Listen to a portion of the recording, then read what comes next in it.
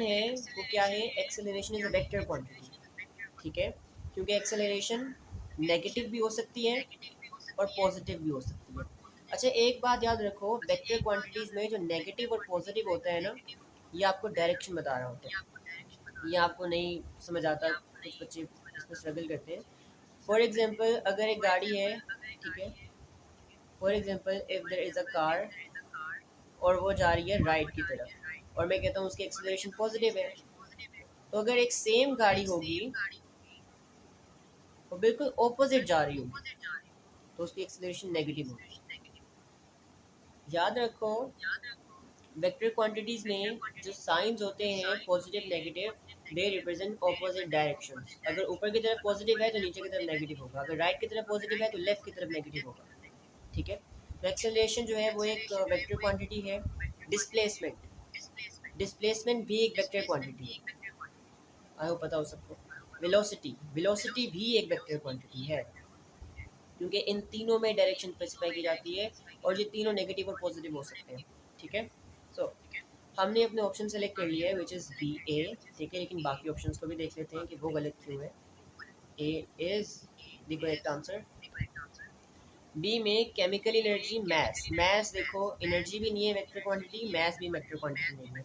अच्छा extension, extension भी vector quantity नहीं है यार, एक्सटेंशन वेक्टर क्वांटिटी नहीं है।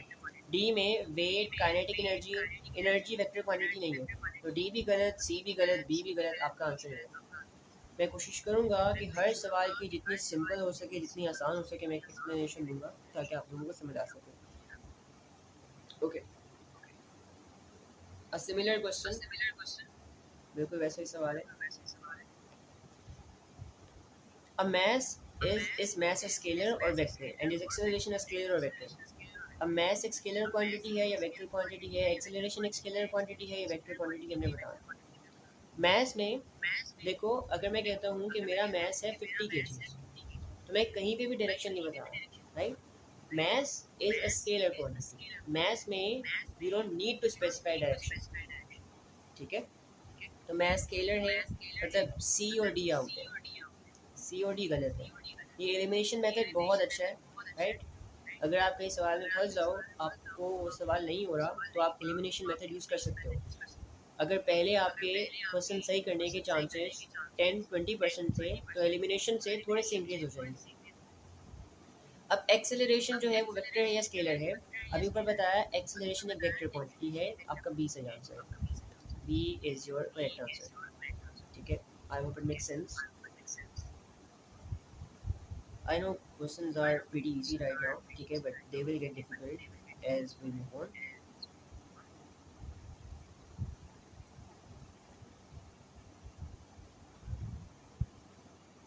अच्छा, अब ये सवाल थोड़ा सा मजे का है।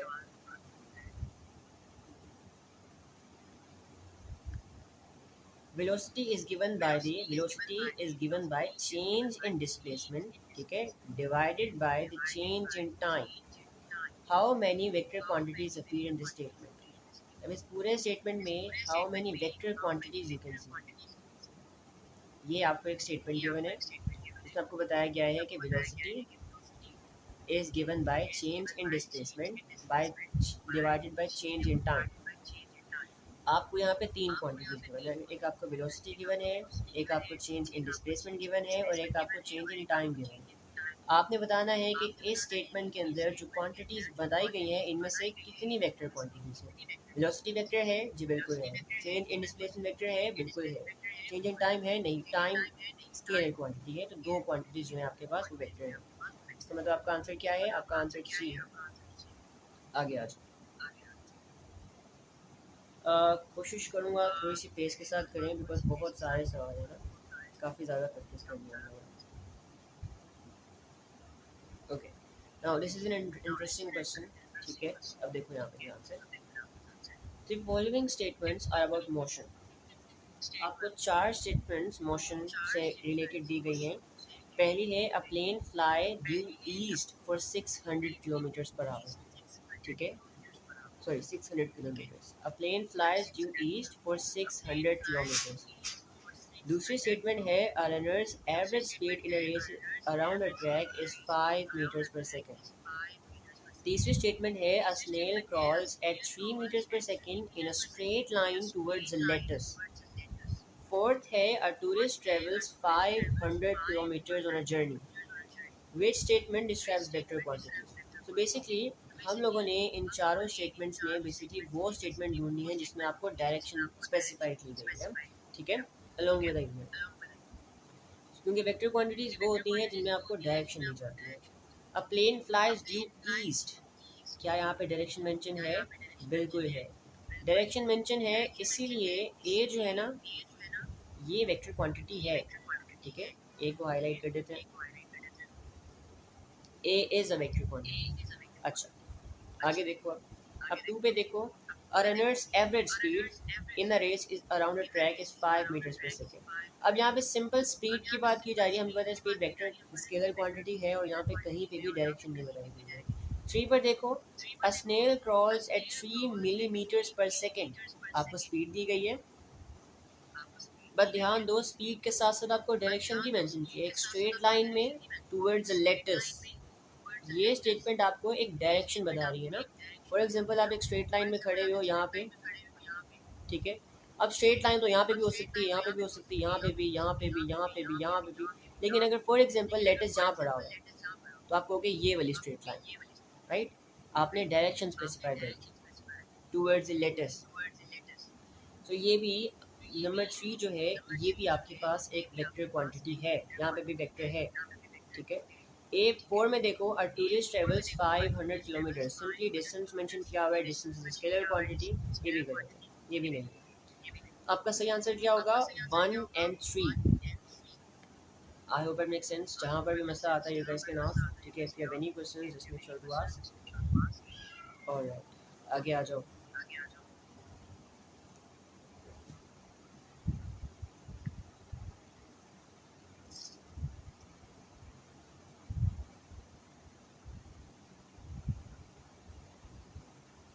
ओके, अब थोड़ा सा हम आगे जाते हैं, स्केलर वेक्टर से बाहर निकलते हैं और अब आते हैं मेजरमेंट टेक्निक्स के ऊपर।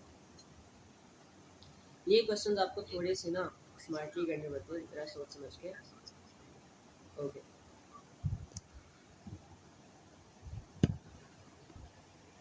a length of copper wire is labeled length 30 meters, ठीक है, and diameter 0.5 mm, मतलब 0.5 millimeters.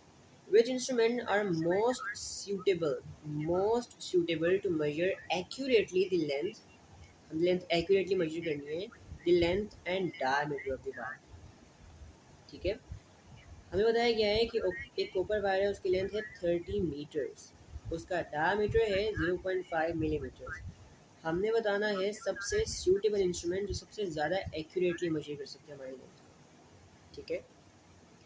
सो एक चीज़ याद रखें, अगर आपने कोई भी लेंथ मेजर करनी है जो कि 100 सेंटीमीटर से ऊपर है, ग्रेटर है, या फिर 1 मीटर कह लो, 1 मीटर से ग्रेटर है, तो you will always use a tape major, ठीक है। एक और चीज़ याद रखें, जब भी आपने लेंथ निकालनी है वो लेंथ आपकी मिलीमीटर्स में, जब भी आपने लेंथ निकालनी है और वो लेंथ आपकी मिलीमीटर्स में है, तो आप जो इंस्ट्रूमेंट यूज़ करोगे वो कौन सा यूज़ करोगे? याद रखो, आप यूज़ करोगे micrometer screw gauge, micrometer use करोगे। ये दो चीज़ें रट लो, ये बहुत काम है, आई स्वेयर। अब इन्हीं दो चीज़ों की वजह से बेस पर हमें सवाल सॉल्व करते हैं। लेंथ के लिए क्या रूलर यूज़ कर सकते हैं? लेंथ 1 मीटर से बड़ी है, 100 सेंटीमीटर से बड़ी है, we can not use a ruler, हम लोग यूज़ करेंगे tape measure. A B out हो गए, ए बी को बाहर निकाल लेते हैं, ठीक है। अब डायमीटर के लिए हम कैलिपर से डायमीटर निकाल सकते हैं और माइक्रोमीटर से भी निकाल सकते हैं, लेकिन माइक्रोमीटर से ज़्यादा एक्यूरेटली निकाल सकते हैं। एक्यूरेटली का मतलब फॉर एग्जांपल अगर इसकी लेंथ थी, इन्होंने गिवन है 0.5 mm लेंथ है ना इसकी, हम इसको कर लेते हैं सेंटीमीटर्स में,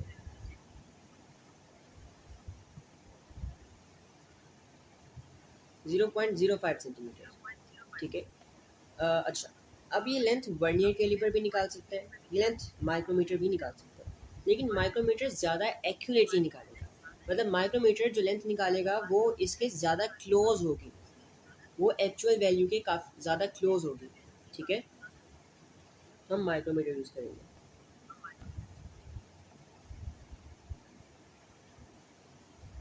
मेरा एक क्वेश्चन आप लोगों से, मुझे बताओ आप लोगों को पता है प्रिसीजन और एक्यूरेसी में डिफरेंस? प्रिसीजन क्या होती है और एक्यूरेसी क्या होती है? बिकॉज मैंने देखा है बहुत लोग इस चीज़ के साथ स्ट्रगल कर रहे होते हैं। अगर किसी को मसला है ना इस चीज़ में कि प्रिसीजन क्या होती है, एक्यूरेसी क्या होती है, तो आई कैन एक्सप्लेन। ठीक है,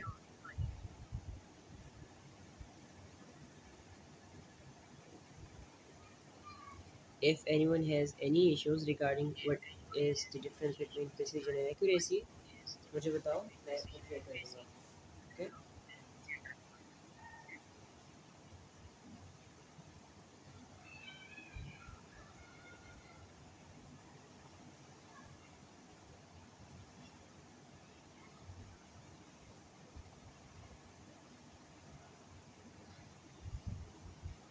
नेक्स्ट क्वेश्चन।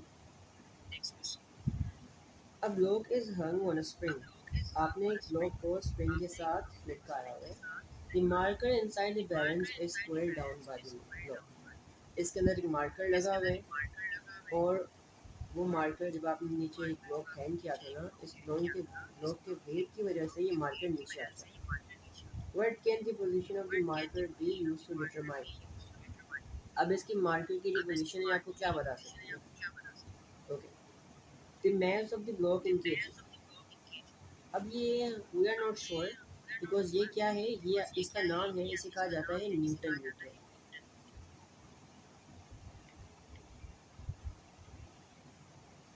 और it is use to measure weight. ठीक है, we are not sure A is the answer not, but हम बाकी ऑप्शन चेक करेंगे पहले।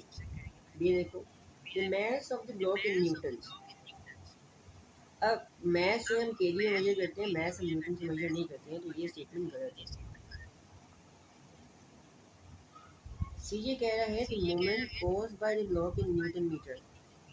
दोबारा बताया, ये एक न्यूटन मीटर है जो कि वेट मेजर कर सकता है, मोमेंट नहीं मेजर कर सकता, तो ये भी गलत है। The weight of the block in KG. अब बिल्कुल ये वेट मेजर करता है, बट अनफॉर्चुनेटली उन्होंने न्यूटन्स लिखने की जगह क्या लिखा हुआ है, केजी लिखा हुआ है। आपका जो वेट है ना वो न्यूटन्स में मेजर किया जाता है, ना कि केजी में। अब यहाँ से हम मैथ निकाल सकते हैं।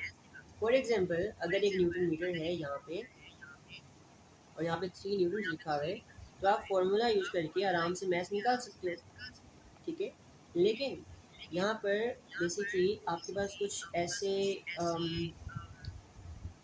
स्प्रिंग बैलेंस ने कहते हैं, न्यूटन मीटर कहते हैं, ऐसे न्यूटन मीटर बनाए जाते हैं जो कि मैथ निकालने के लिए बनाए जाते हैं। एक तरफ फोर्स एक तरफ वेट लिखा होता है, एक तरफ मैथ लिखा होता है, तो ए ही सही ऑप्शन है, इसके साथ हम लोग जा सकते हैं बिकॉज बाय एलिमिनेशन बाकी सारी ऑप्शन गलत है। I hope it makes sense. Well I don't think so, I guess आप लोगों को मैंने अलाउ किया हुआ मैसेज करना, बट स्टिल अभी तक कोई मैसेज नहीं आ रहा मुझे। अगर कुछ इस तरह का इशू है कि आप लोग रिप्लाई नहीं कर पा रहे या चैट बॉक्स ऑफ है ना, तो मुझे व्हाट्सएप पे बता दीजिए।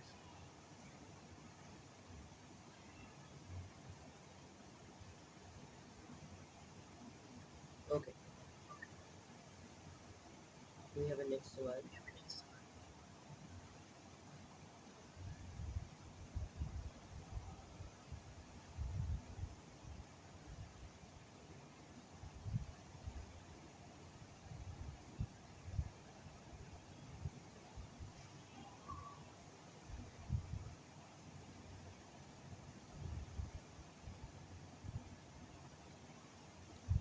A student determines the circumference of a ball. The circumference of a golf ball. एक बच्चा जो है ना गोल्फ बॉल का सर्कमफ्रेंस निकालना चाह रहा है। Let's see what is circumference.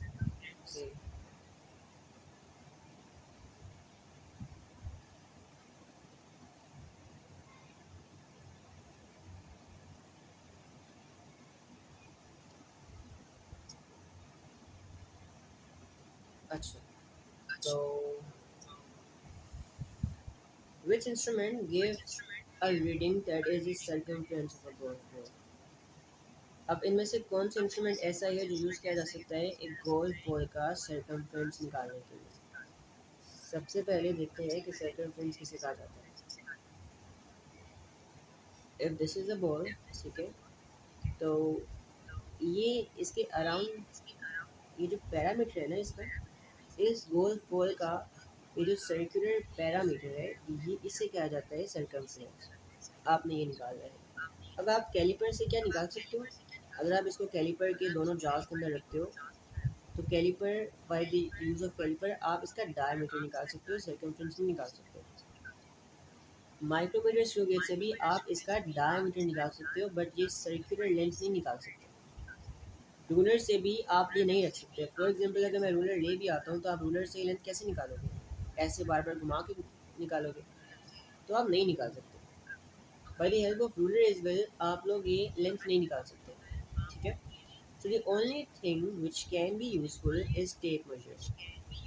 अब एक और रट्टा मार लो, whenever you have to measure a curved length, याद रखो whenever you have to measure a curved length, the only option you have is a tape measure। जब भी आपसे कहा जाए आपने कर्व लेंथ मेजर करनी है तो हमेशा टेप मेजर ही यूज होगा, ठीक है। अच्छा, the diagram shows a micrometer scale which reading is shown। अब इसका मैं बहुत आसान तरीका बताता हूँ कि माइक्रोमीटर से रीडिंग कैसे निकाली जाती है। ये आपके सिलेबस में है, ओ लेवल के सिलेबस में है, बट IGCSE वाले के सिलेबस में नहीं है, ठीक है। ओके, सो इसके अंदर बेसिकली आपके पास दो पार्ट्स होते हैं। आप इसके एक हिस्से को कहते हो मेन स्केल और एक हिस्से को आप लोग कहते हो circular reading scale.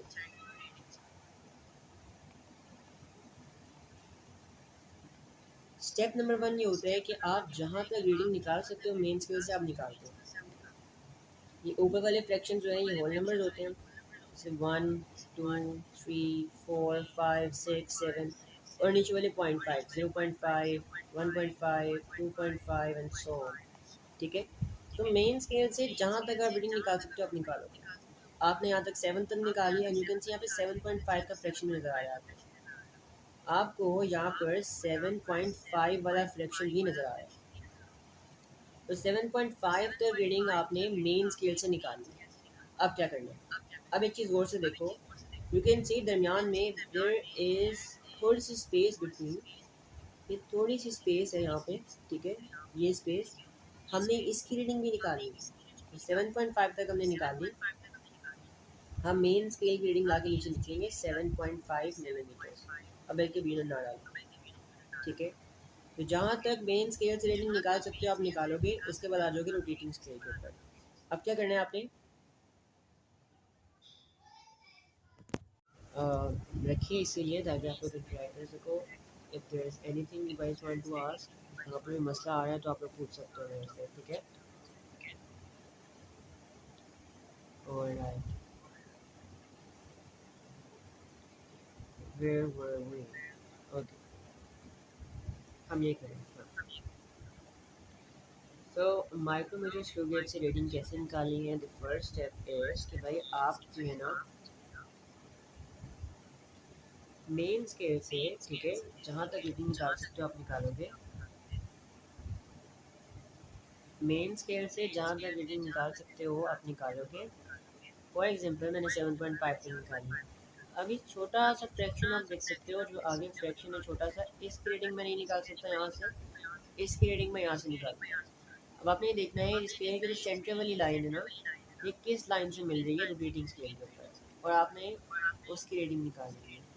For example ये 10 है, ये 11 होगा, ये 12 होगा, ये 13 होगा, और ये वाला जो है ना ये 14 होगा, ठीक है।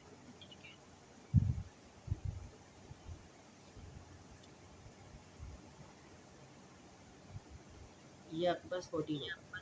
अब आपने रोटेटिंग स्केल की रीडिंग को भी बाहर निकाल लेना है। अब क्या करना है, आपने रोटेटिंग स्केल की रीडिंग को 100 से डिवाइड कर देना है। इस 14 को 100 से डिवाइड कर देंगे, इट विल बी 0.14, और इसको जाके अपनी मेन स्केल की रीडिंग में सिंपली ऐड कर देंगे। 7.5 plus 0.14 will be 7.64।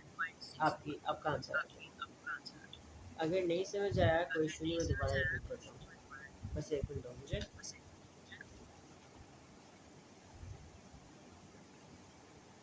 So main scale में जहाँ तक आप रीडिंग निकाल सकते हो आप निकालोगे। उसके बाद क्या करोगे, आप ये देखोगे मेन स्केल की सेंटर वाली लाइन जो है वो किस रीडिंग के साथ मिल रही है रोटेटिंग स्केल के ऊपर। फॉर एग्जांपल यहाँ 14 वाले के साथ मिल रही थी, आपने 14 को बाहर निकाला, 100 से डिवाइड किया और मेन स्केल की रीडिंग में सिंपली ऐड कर देते। ये 3 स्टेप्स आपको आने चाहिए। आप माइक्रोमीटर स्क्रू गेज से कोई भी रीडिंग निकाल सकते हो, ठीक है।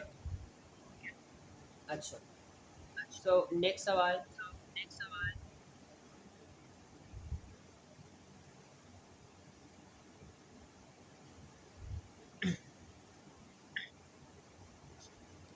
A brake is placed on a Newton meter and then on a beam balance।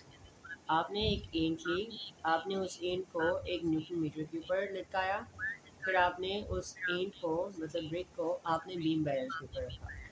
What is used by each, what is measured by each instrument?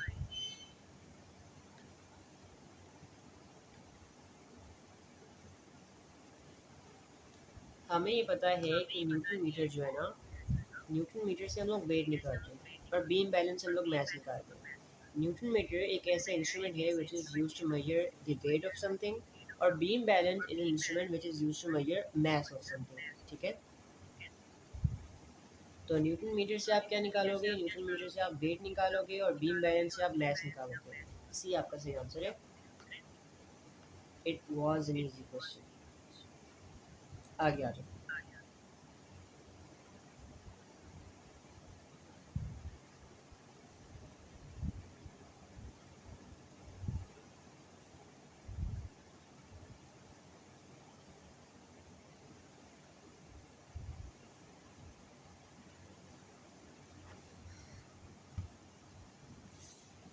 During an experiment, ठीक है, find the density of a stone. क्या निकालना है आपने,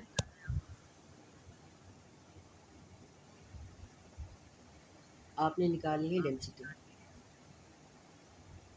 the stone is lowered into a measuring cylinder. आपने stone को measuring cylinder के अंदर नीचे किया, partly filled with water, with statement is correct. एक एक्सपेरिमेंट कर रहे हो, आपने क्या करना है, एक पत्थर की डेंसिटी निकालनी है। आपने एक बीकर के अंदर पानी लिया, ठीक है, और फिर आपने उस बीकर के अंदर क्या किया, स्टोन को इमर्ज कर दिया। अब वो कह रहे हैं कौन सी स्टेटमेंट करेक्ट है। The difference between the reading gives the density of the stone. अब वो कह रहे हैं कि फॉर एग्जांपल वाटर की रीडिंग, यहाँ पे लेवल की कोई रीडिंग थी, एज्यूम 10 सेंटीमीटर थी, 10 सेंटीमीटर क्यूब थी reading,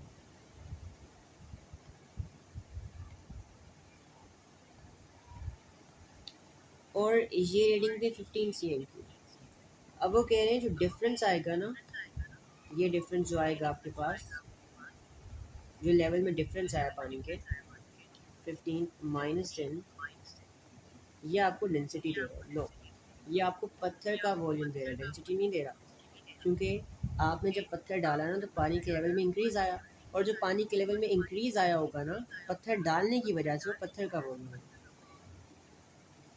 the difference between the reading gives the volume of the stone. जी ये सही है, आपने बात की है कि आपने जब इन दोनों रीडिंग्स का डिफरेंस निकाला है तो आपको ये वॉल्यूम देगा स्टोन का, ना कि density. I hope it make sense. अच्छा, एक मिनट में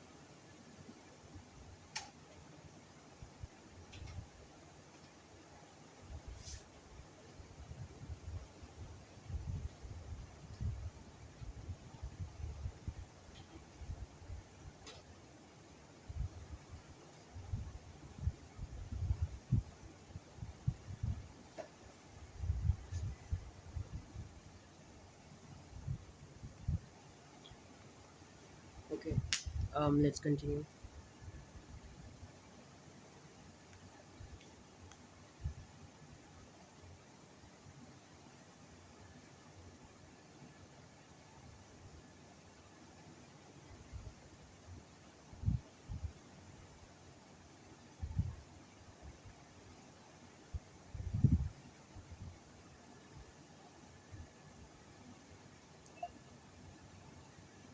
अच्छा, next question.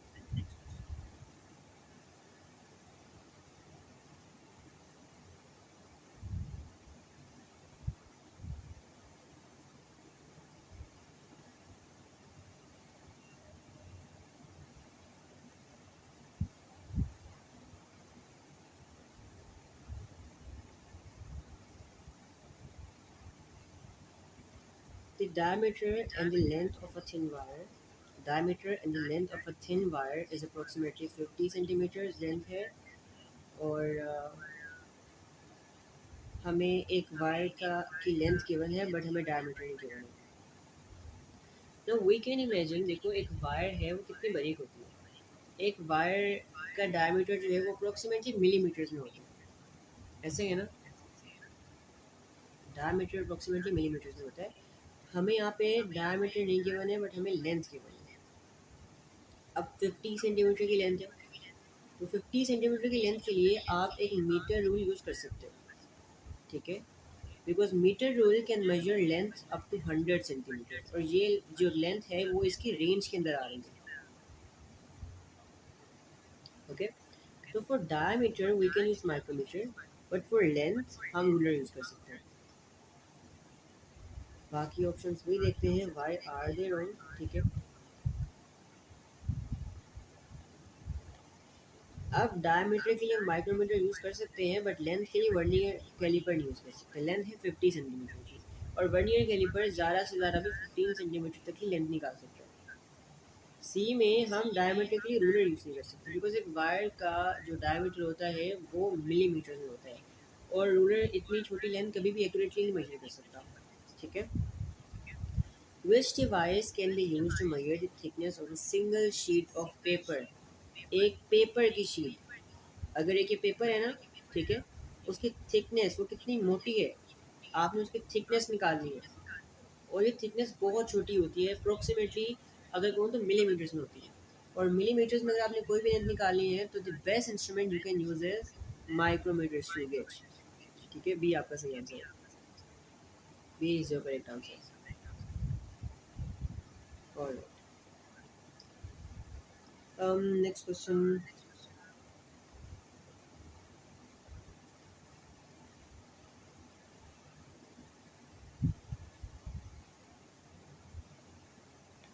A micrometer is used to measure the diameter of a uniform wire. एक माइक्रोमीटर यूज किया जा रहा है एक वायर का डायमीटर निकालने के लिए. What is done to obtain an accurate answer? भाई हम इन चारों में से क्या कर सकते हैं कि हमारा आंसर एक्यूरेट आए. एक्यूरेट मतलब अगर इस वायर का डायमीटर फॉर एग्जांपल 0.5 मिलीमीटर है, तो आपका आंसर इसके करीब करीब आए. Your answer must be closer to the true value, the actual value. ठीक है. ए कह रहा है find the reading and add और सब्ट्रैक्ट द जीरो एरर. अच्छा.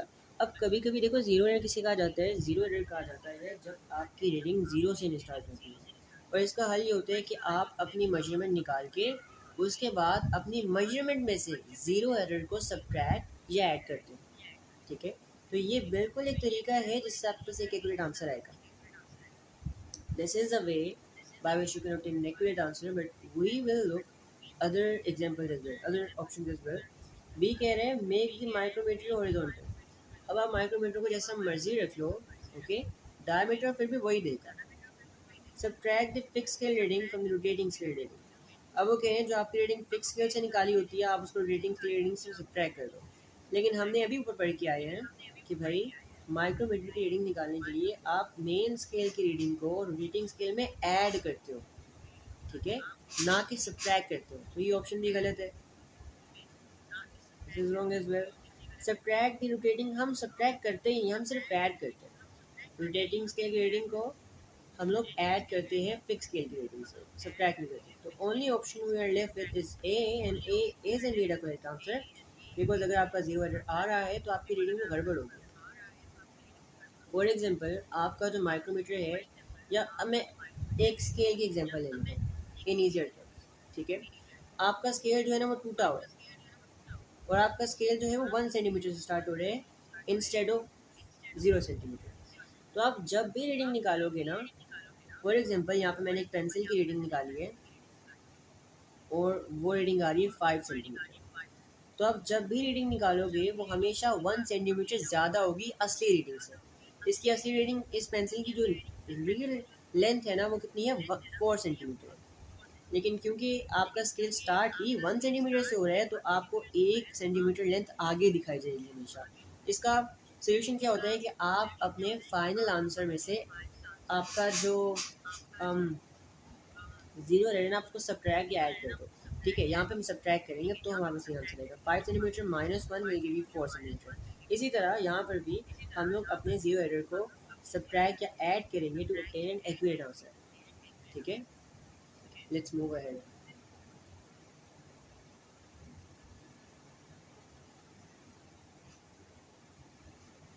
अच्छा, this is probably going to be our last question इंशाल्लाह। ठीक है, I did plan on doing 30 questions, but looking at the strength I have right now, ठीक है, I think so I must not, मुझे नहीं करना चाहिए 30 questions, फिर वो next time करेंगे इंशाल्लाह। In an experiment, a ball is rolled down a curved track that is about a half a meter long. What measuring device should be used to measure the length accurately? याद रखो मैंने ऊपर क्या बताया था कि whenever you have to measure a curved length, अगर आपने कोई भी लेंथ मेजर करनी है that is curved, the best instrument to measure the curved length is always a tape measure, because vernier caliper, micrometer metre tool हमेशा straight length measure कर सकते हैं, कर्व लेंथ नहीं मेजर कर सकते। सिर्फ एक इंस्ट्रूमेंट जो मेजर कर सकते हैं विच इज टेप मेजर। ये फ्लेक्सिबल होती है तो आप इसको जैसे मर्जी मोड़ लो, जैसे मर्जी इसको घुमा लो, ये लेंथ निकाल लेती है। The diagram shows one method of measuring the diameter of a beaker. आपको इस बीकर का डायमीटर मेजर करना है, ये डायमीटर मेजर करना है। What is the diameter of the beaker? ये बीकर है, आपको ये डायमीटर मेजर करना है। तो अब यहाँ पर देखो, यू कैन सी कि आपकी जो लेंथ है ना वो 0 से स्टार्ट नहीं हो रही, 3.5 से स्टार्ट हो रही है और 8.5 पे एंड हो रही है, बल्कि नहीं 8 पे एंड हो रही है। तो जब भी आपकी रीडिंग 0 से स्टार्ट नहीं हुई होती, यहाँ पे ज़ीरो एरर होता है। और इसका हल ये होता है कि आप अपनी फाइनल रीडिंग में से इनिशियल रीडिंग को माइनस कर दो। आपकी इनिशियल रीडिंग क्या है? Initial reading is 3.5। आपकी फाइनल रीडिंग क्या है? फाइनल रीडिंग 8 है। आप 8 में से फाइनल रीडिंग में से इनिशियल रीडिंग को माइनस कर दोगे, यू आर लेफ्ट विद 4.5। ठीक है, एंड ये आपका सही आंसर है। I hope it make sense. So we are done for today. हमने बहुत ज़्यादा पॉसिबल क्वेश्चन सॉल्व किए। वेल, पेपर 1 के किए आज, पेपर 2 के नहीं किए। मेरा प्लान था करने का, but looking at this trend, ठीक है, सो आई वुड प्रेफर जब ज़्यादा बच्चे होंगे फिर हम मुश्किल क्वेश्चन पे जाएंगे, राइट। सो मिलते हैं नेक्स्ट सैटरडे इंशाल्लाह एक अगले सेशन के साथ। आई होप यहाँ तक सबको समझ आया हो। सी यू नेक्स्ट सेशन, तब तक के लिए अल्लाह हाफ़िज़।